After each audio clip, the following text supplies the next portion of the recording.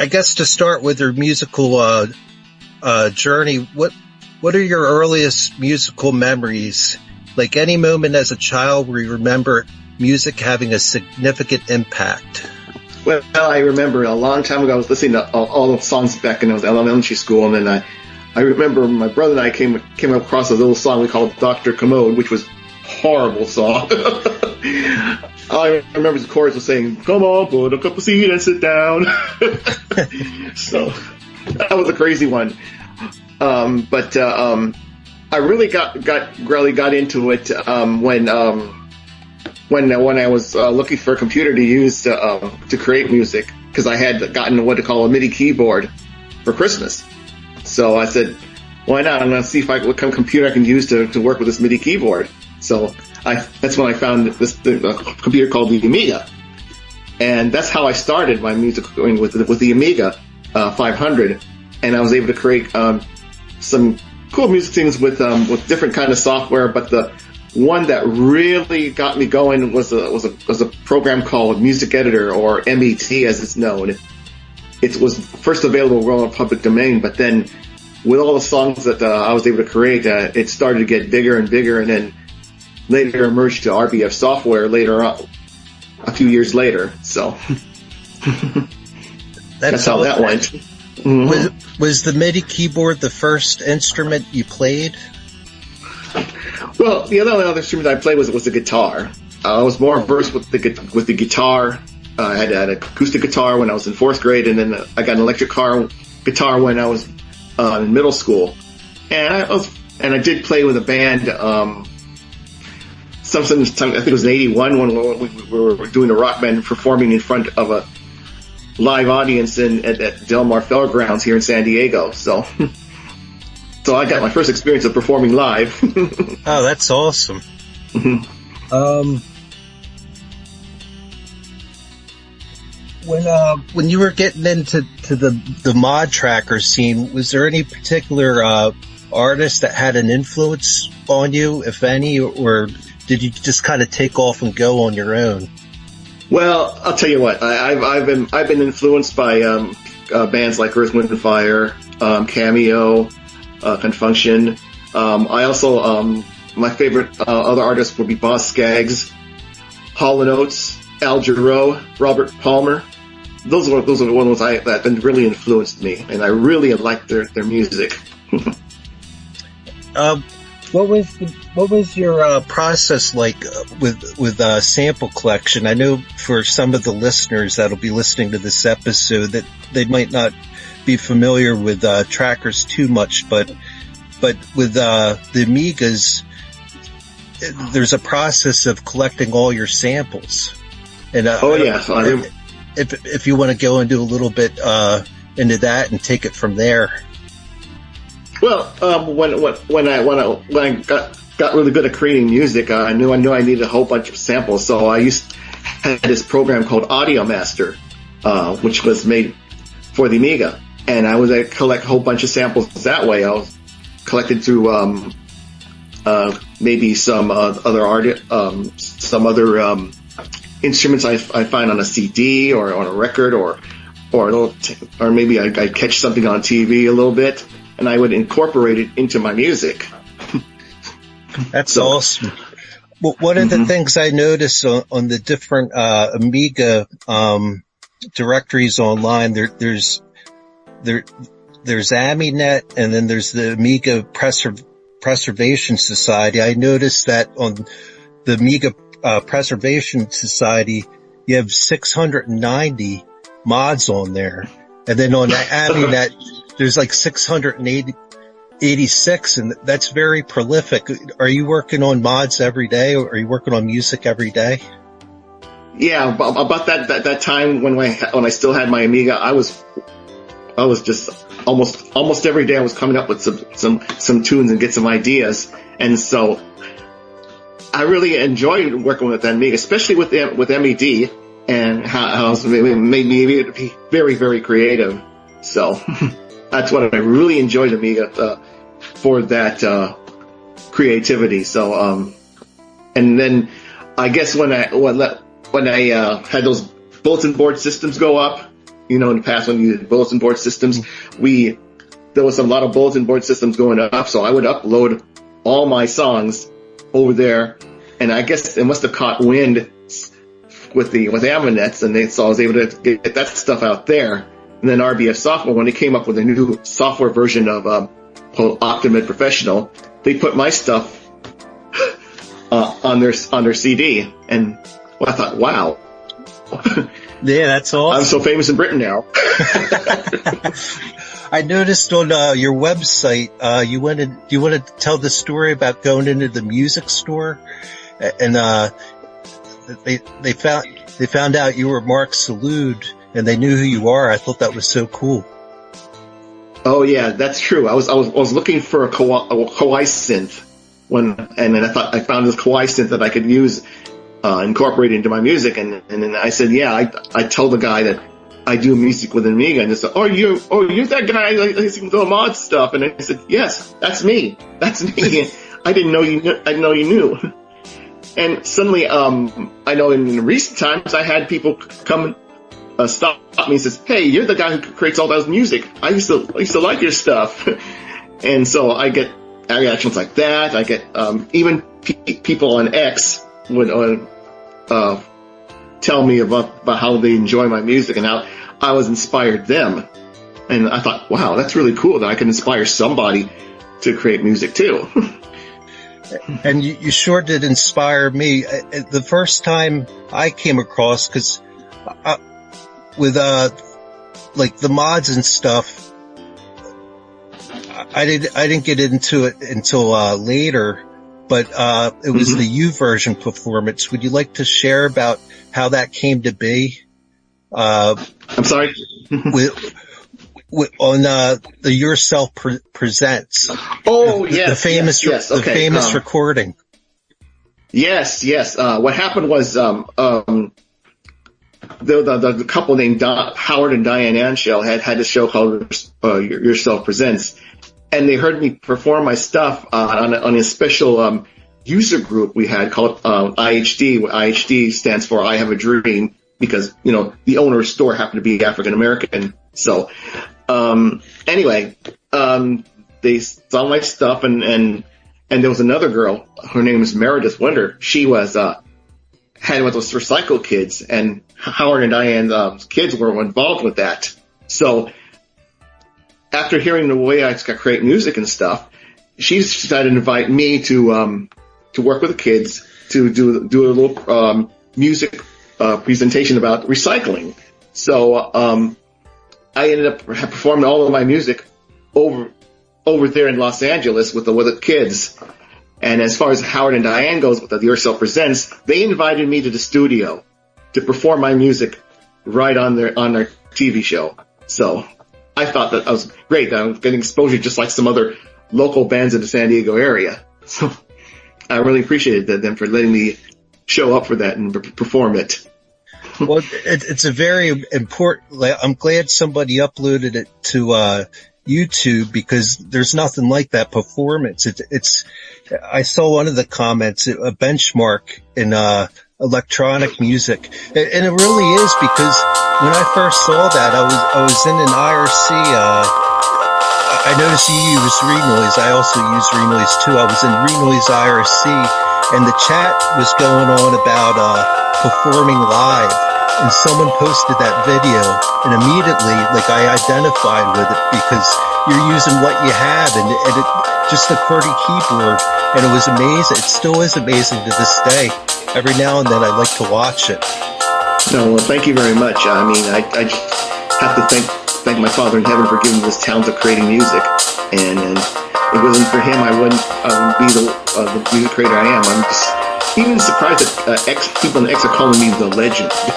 which that flatters me, really. I mean, I'm just getting into creating music, and I'm just really just a guy who started as a hobby, but now I like to get into it to do side business things. So it's great. and what's wonderful is once they discover you, there's so much back catalog too. I mean, there's more modules than so many other people that, even included myself, I haven't even made 100 songs yet, and you got 690. So that, I lost count last time, so. And I noticed too on your recent uploads, you're using renoise now. Would you like to talk about how you came across that tracker? Oh yeah, well I was researching music trackers for the PC, and because I was so used to the Amiga version with MEV, and so I found renoise, and then I downloaded it and thought, wow, this is much easier than some of the other music tracker programs I tried on the PC. Because I got a couple of them, and I couldn't remember how to use them. But with renoise, I was able to remember how to put in the instruments in and how to put the songs on the tracker template, and it just took off. Are you taking the traditional model where you're just using samples, or do you also use like VSTs with the renoise? Right now, I just use the samples that are available on the program. So I no longer have an audio sampler now. So I'm just doing the best with what's given me. So that's what I love about the original mod scene. It was just using the best of what you had, and it's awesome that you're continuing that tradition. Yeah, I really like that one. I've been just a couple of times where I have done some cover versions of other popular songs. I recently just did a mashup of an old 1966 song called "Call Me" with a 1978 song called "All You Do Is Dial." I can't sing very well, but it turned out the way I wanted it. Well, speaking of singing, I had a question about that too. I noticed. If I wanted to ask you, are you working on more songs like "Yes You Can" and "Up to You and Me" with your singing? Because I love your voice, and especially the way you process your vocals. I'm a big like I like the 80s sound, and I noticed with those two tracks, like the way you process your vocals, it's very catchy. I like it a lot, and I was wondering if you were planning on recording more. Well, I hope to. I mean, I can create some lyrics, because one of my weak points is creating lyrics. On the one "Up to You and Me," I was doing it for a classroom assignment on what do you call it? Child development class. I was doing it for that, and got a good grade for it. As I said that let's sing it, but my team said they have to sing the chorus with me. So they did. After they did the presentation, I did the song. Now, Yes You Can, that came up when I was graduating from an office program at the Grossmont College here in San Diego, and it's the messages, and when was this first trials coming your way, you can tell them, yes, you can pull this off. You can rise up to the top, no matter what adversities come your way. This is Mad Wasp Radio. That's awesome. I was listening to the songs you sent over for the episode, and what I really liked about the selection that you sent is it's very eclectic. That you got the silky smooth jazz styles. I had to write notes, but about my life in summer in San Diego, like you got those smooth jazzy vibes, and then you get into the sweet and sweaty funk of coming down folks and still want to groove on. And then not only that, you have tracks with addictive pop sensibilities like Lonely Town and Delights. And then you even go into world music vibes like Pure Asian Seasons, and not to mention even some powerful heavy metal like Awesome Thrill Ride. Oh, yeah. And I was wondering too, like, are you going to start making albums for sale where people can go buy them? Yeah, I'm in the process of doing that. As a matter of fact, that's why I have BandLab to put together my albums, like a whole collection of all of Amiga stuff, which included Yes You Can, Up to You and Me, Awesome Thrill Ride, Summer in San Diego. Those were the songs that I did on the Amiga. So, yeah, I was going to put those all together I have a website. I put it on u42.com where I putting those all together. That's awesome. I'm looking forward to it. I noticed on your Wix site there was a little button to buy one, but it wasn't working for me. I don't know if it was on the mobile. Did you notice that too? Oh, I guess I'm not a web designer, so I just wanted to just put in the content. So. Oh, good, yeah. Mm-hmm. And yeah, basically, like, is there anything else you want to share about your story, your musical journey? Well, I want to particularly thank a real good friend of mine named Paul Corville. We met during the time with the Amiga Sons, and we gathered together when we had a user group. We got together to show off the music editor.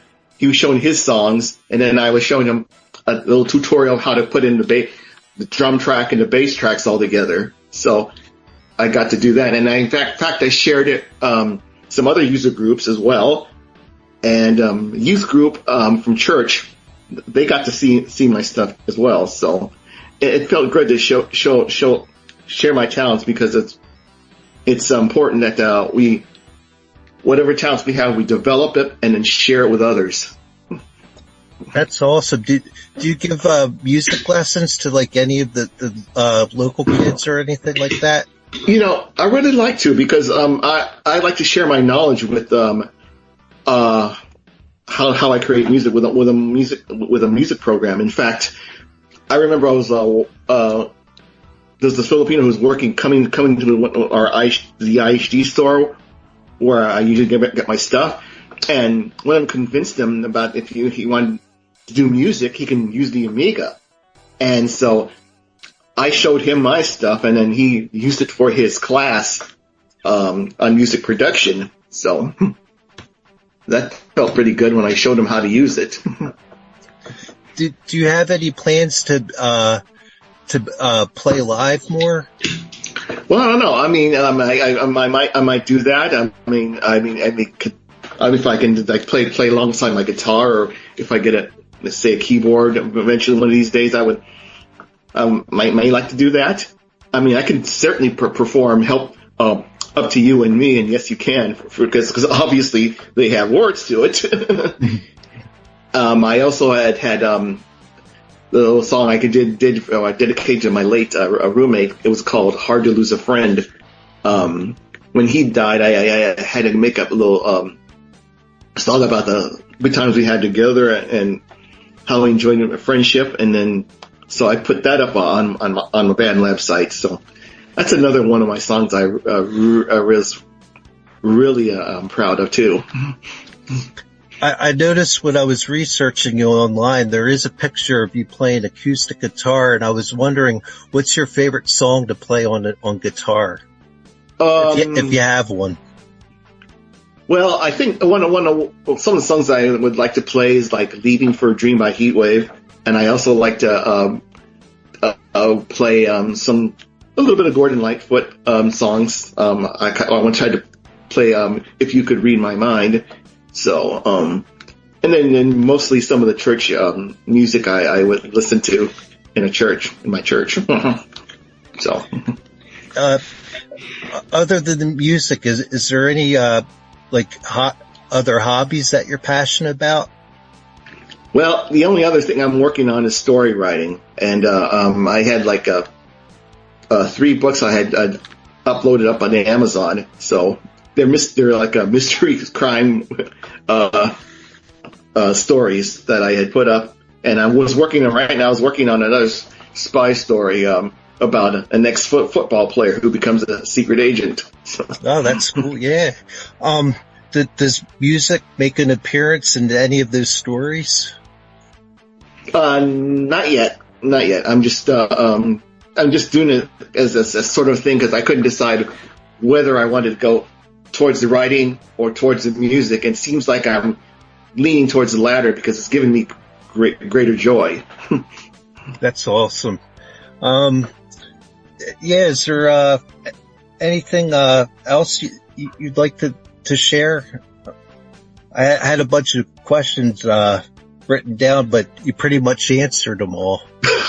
Well, I'm glad I could answer them, but I just want to say how grateful I am to, like I said, how grateful God's given me this talent, and I'm grateful for the support of those who like my music. I'm especially from people who follow me on X, and I mean, to be called the legend is just I'm just awed. Just been awed that some people would give me that kind of title. I just want to say to those fans, thank you very much, and I hope that I can get in touch with you and make some more music and really get to know all of you people who I don't know yet, and just talk about what you like to hear and maybe what kind of music you'd like to hear from me. So that's one thing I would like to do. Another thing that just came to mind too, you recently announced that your fans can now subscribe to you on BandLab. Would you like to talk about that?